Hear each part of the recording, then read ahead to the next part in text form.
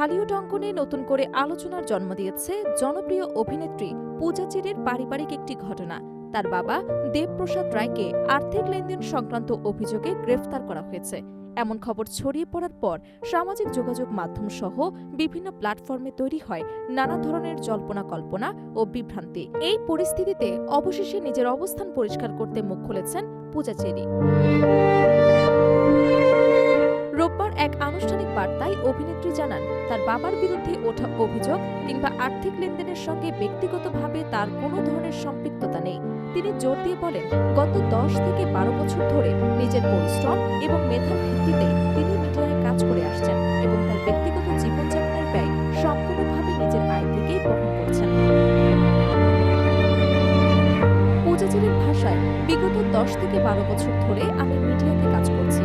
অত্যন্ত কঠোর পরিশ্রমের মাধ্যমে নিজের ক্যারিয়ার গড়ে তুলেছি। আমার জীবনযাপনের সমস্ত খরচ আমি নিজেই নির্বাহ করি। বাবার কোনো ধরনের ব্যবসায়িক কার্যক্রম বা আর্থিক লেনদেনের সঙ্গে আমার বিন্দুমাত্র সম্পর্ক নেই।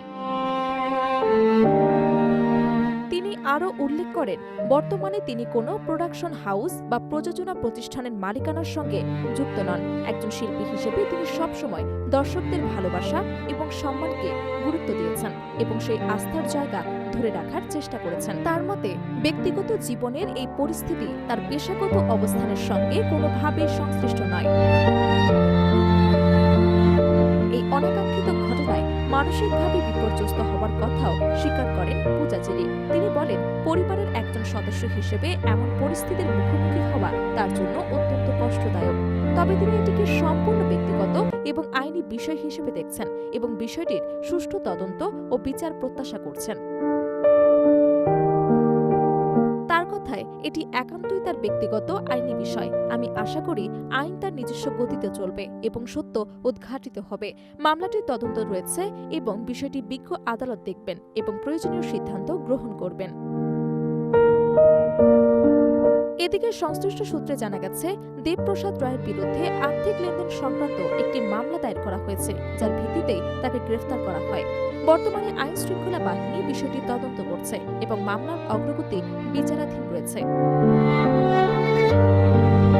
ঘটনাটি প্রকাশ্যে আসার পর সামাজিক যোগাযোগ মাধ্যমে বিভিন্ন ধরনের গুজব এবং অপপ্রচার লক্ষ্য করা যায়, যেখানে অনেকেই পূজা চেরির সম্পৃক্ততা নিয়ে প্রশ্ন তোলেন। তবে তার আনুষ্ঠানিক বক্তব্যে বিষয়টি পরিষ্কার হয়েছে যে তিনি এই ধরনের ঘটনার সঙ্গে সরাসরি যুক্ত নন এবং পুরো বিষয়টি আইনি প্রক্রিয়ার মাধ্যমে সমাধান হওয়া উচিত। শোবিজ সংশ্লিষ্টরা মনে করছেন, তারকাদের পারিবারিক বিষয় নিয়ে অযথা বিভ্রান্তি তৈরি হওয়া নতুন কিছু নয়। অনেক সময় ব্যক্তিগত ঘটনার দায় অযৌক্তিকভাবে তারকাদের ওপর চাপিয়ে দেওয়া হয়, যা তাদের পেশাগত জীবনেও প্রভাব ফেলতে পারে। পূজা চেরির এই বক্তব্য সেই বিভ্রান্তি দূর করতে গুরুত্বপূর্ণ ভূমিকা রাখতে পারে। সব মিলিয়ে বলা যায়, বাবার গ্রেফতারের ঘটনায় নিজের অবস্থান স্পষ্ট করেছেন পূজা চেরি রায়। এখন তদন্তের ফলাফল এবং আদালতের সিদ্ধান্তের দিকে তাকিয়ে আছে সংশ্লিষ্ট মহল এবং তার ভক্তরা।